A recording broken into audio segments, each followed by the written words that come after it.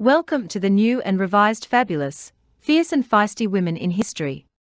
Don't forget to subscribe and, of course, like and share this video. It's greatly appreciated and helps our channel to grow. Now on to today's video. The tragic story of the ugliest woman in the world. Every woman wants to be beautiful, desirable, and, of course, wants to see proof of her attractiveness in the mirror. It may be hard to imagine that once there was a tragic woman who fell on hardship and had to turn to the freak show circuit to support her children. The tragedy only deepens when you know that her source of fame that came from her mirror was as the ugliest woman in the world. Born, Mary Ann Webster in London on December 20, 1874. She was from a large, but rather poor family, and led a relatively normal existence that was the same for thousands of girls of her time. She was a pretty, healthy, and cheerful girl, and after finishing school, she began working as a nurse. Mary Ann had always cherished the dream of getting married and starting a family. That dream finally came true in 1900 when at the age of 29, Mary married a greengrocer by the name of Thomas Bevan. With Thomas, Mary bore 4 children, and it seemed that Mary was on her way to a long and happy life.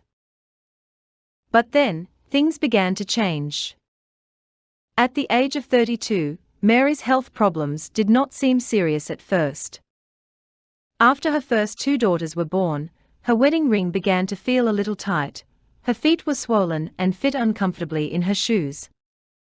She also had numbness in her hands, but she didn't pay attention to these early symptoms, and it took some time for her facial features to begin to change.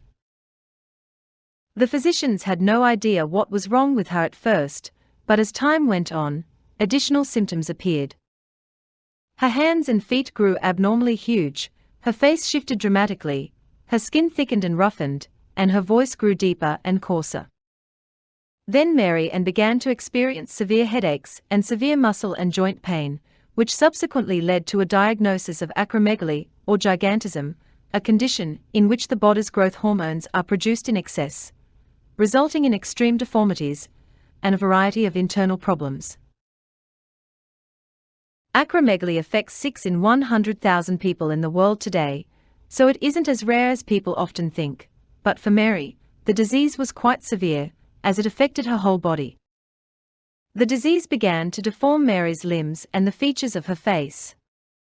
Mary began to suffer from abnormal growth and increasing disfigurement, which gave her ugly appearance by the standards of the time, or truthfully, any time at all. Mary's husband Thomas must have loved her very much, for he not only stayed with her, but they bore 2 more children. But then, Mary's life got even more tragic. In 1914, Thomas Bevan died, and Mary lost her main source of income, forcing her to make a decision that, while eroding her dignity, would provide her with the much-needed funds to feed her 4 children. One day while scouring the newspaper, she saw an advertisement that read, "Wanted, ugliest woman. Nothing repulsive, maimed or disfigured. Good pay guaranteed, and long engagement for successful applicant. Send recent photograph." Knowing that no one would hire her as a nurse again because of her appearance, Mary took a chance and sent in a photograph, which won her the contest in the United Kingdom to find the world's ugliest woman. Mary Ann resolved to put her humiliation and fear of mockery behind her and focus on making the most of her situation in order to support her family. What may appear as bad luck was soon to turn to what Mary considered good luck, when her poor physical condition made her a national curiosity in the United Kingdom. Being the world's ugliest woman in England led to a headliner position in freak circuses, or freak shows, when she was dubbed as the ugliest woman on earth. In 1920, Mary Ann Brevan crossed the Atlantic and was hired to perform in the Coney Island Dreamland Sideshow freak show by impresario Sam Gumpets. She also worked for Ringling Brothers Barnum and Bailey in America. After some years, Mary briefly returned to Europe in 1925 to take part in an exhibition in Paris, but returned to the United States to live out her life as a freak show exhibit. The craze to see her never diminished, and she went on to be the star of the show, overshadowing bearded ladies, conjoined twins, little people, giants, and people with physical disabilities. Acromegaly not only affects a person's appearance, but this disease can affect the whole body, which means even the organs such as the kidney, liver, heart, and everything below the waist, so it is surprising that Mary lived as long as she did. Today, this disease can be easily treated if caught in time, but at the start of the 20th century, medicine wasn't advanced enough to even know what provoked the disease, and Mary took what was her bad luck and used it to her advantage to support her family and live out her life as best she could.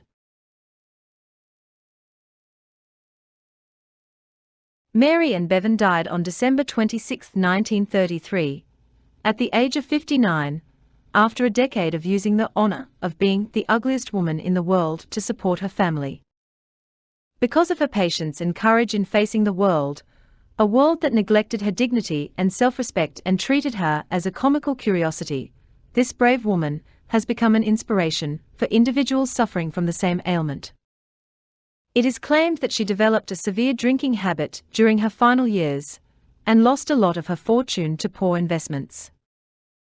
Today she is put to rest at the Ladywell and Brockley Cemetery in South London, as per her dying wish. Thanks for watching, and please remember to subscribe for more videos from the fabulous, fierce and feisty women in history channel.